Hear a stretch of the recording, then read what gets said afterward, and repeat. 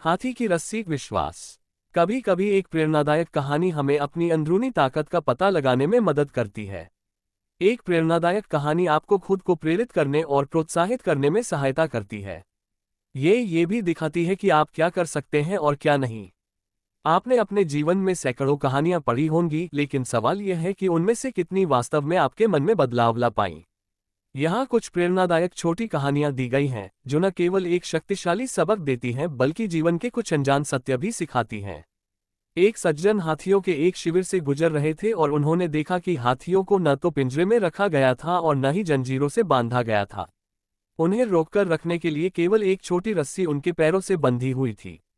वह व्यक्ति ये देखकर हैरान रह गया कि हाथी इतनी ताकतवर होते हुए भी रस्सी तोड़कर भागने की कोशिश क्यों नहीं कर रहे थे। वे आसानी से ऐसा कर सकते थे, लेकिन फिर भी वे वहां चुपचाप खड़े थे। जिज्ञासावश उसने पास खड़े एक प्रशिक्षक से पूछा कि हाथी भागने की कोशिश क्यों नहीं कर रहे।